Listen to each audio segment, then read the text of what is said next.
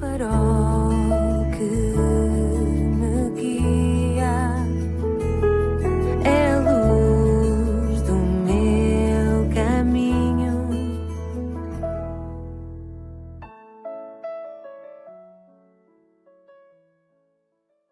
Bem-vindo à 33ª edição do programa Pedindo Luz, cujo tema hoje é a serenidade da fé. Há uma semana atrás, no passado dia 15 de setembro, tive o privilégio de pregar o Evangelho da Graça de Deus no funeral da minha querida e doce amiga e irmã na fé em Cristo, Lena. Comecei por dizer que em momentos daqueles não temos palavras, mas damos graças a Deus por termos a palavra de Deus, a Bíblia. Um dia o Senhor Jesus Cristo disse que até o céu e a terra passarão, mas não as suas palavras. Dou graças a Deus por esta palavra que resiste a todas as provas, até mesmo à prova da morte.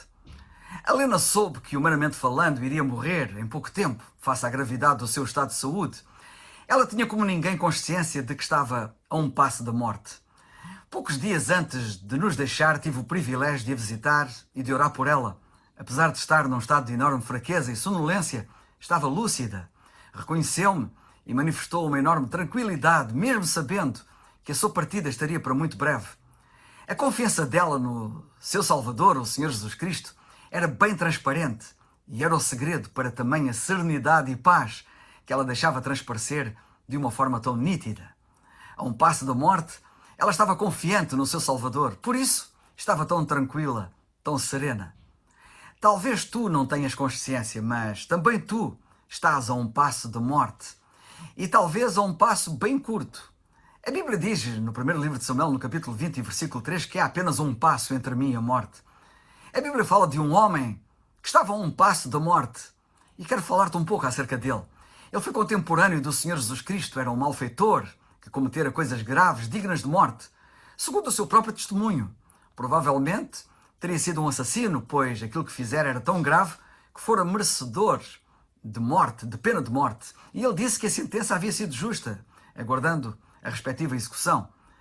Impressionado com o Senhor Jesus Cristo, que estava ali ao pé dele, na cruz, ao seu lado, este homem arrependeu-se e quis ser salvo, crendo nele como seu salvador pessoal. Lemos no Evangelho de Lucas que ele dirigiu-lhe a palavra dizendo: "Lembra-te de mim quando entrares no teu reino." E disse-lhe Jesus: "Em verdade te digo que estarás comigo hoje no paraíso." Curiosamente gerou-se um silêncio significativo, não expectável em circunstâncias semelhantes. Ele poderia perguntar: "Mas será que eu ouvi bem?" Sim, ele ouvira muito bem e por isso não disse isso, nada mais disse. Mas ele poderia dizer mais: "Foi a mim que disseste isso?" Poderia ele ter perguntado ao Senhor.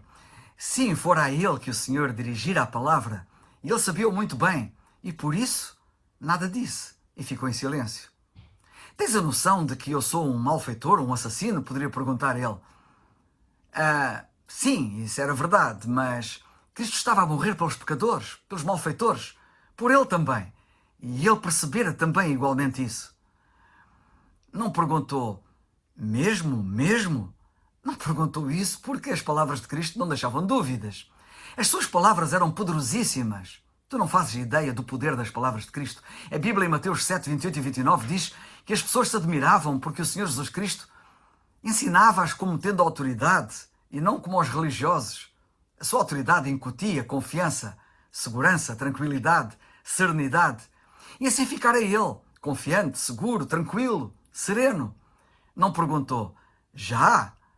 Não perguntou, já? Porque para o crente partir e estar com Cristo é muito melhor. E ele sabia disso. A fé dele era claríssima. O seu silêncio atesta a sua fé na palavra poderosa do Salvador.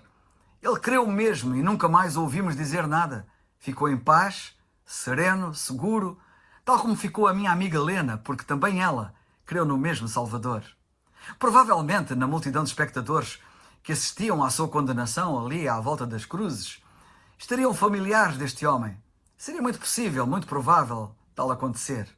Então eu imagino o grande impacto que eles devem ter recebido do testemunho deste seu familiar que, a um passo da morte, creu no Salvador.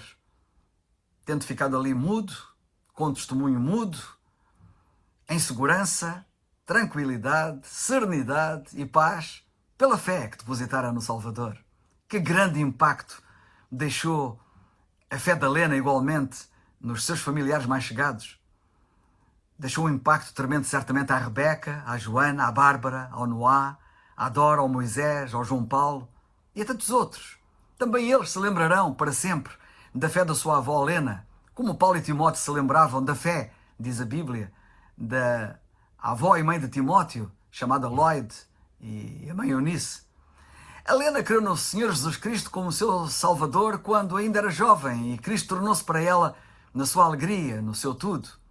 Ela, não tendo cometido pecados tão graves certamente quanto aquele malfeitor, também precisou de crer no Senhor como seu Salvador.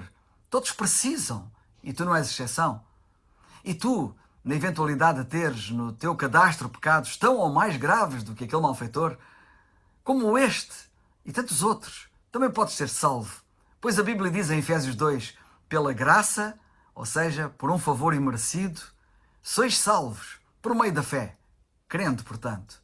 Como costumo terminar, mais uma vez relembro o que a Bíblia diz em Atos 16:31. Crê no Senhor Jesus Cristo e serás salvo. É o farol